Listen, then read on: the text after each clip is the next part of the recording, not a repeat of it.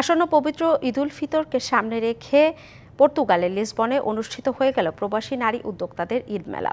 রোমার লিটন তারকিসের হল রুমে হয় একদিনের এই মেলা। ঈদ মেলায় প্রবাসী নারী উদ্যোক্তাদের 40টির মতো স্টল বসে। দেশীয় পোশাক, ন্যাচারাল ডায়ের শাড়ি, ছোটদের পোশাক, টিপ, গয়না সহ ঈদের প্রস্তুতি হিসেবে মেয়েদের মেকআপ, সাজসজ্জা ও মেহেদির ব্যবস্থাও ছিল চোখে পড়ার মতো।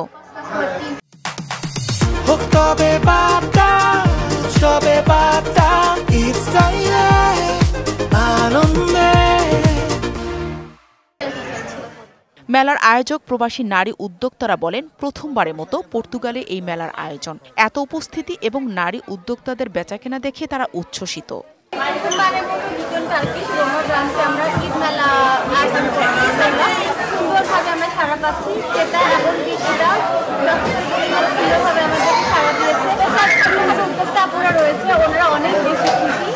সদ্য পর্তুগালে আসা প্রবাসীরা জানান, প্রবাসের মাটিতে এমন মেলা দেশের ঈদের কেনাকাটার মতো একটি আমেজ অনুভব করেন।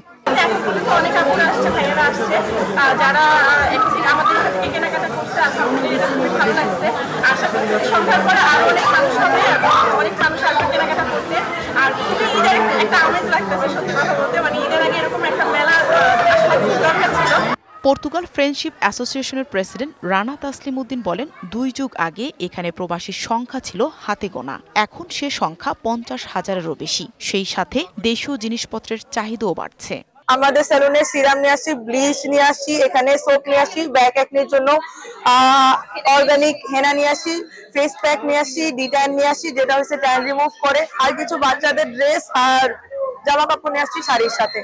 পর্তুগালের নারীরা পরিবারের দায়িত্ব শেষে পার্ট টাইম বিভিন্ন ব্যবসা বাণিজ্যে জড়িত। এমন মেলার আয়োজন তাদের জন্য এক বাড়তি পাওয়া।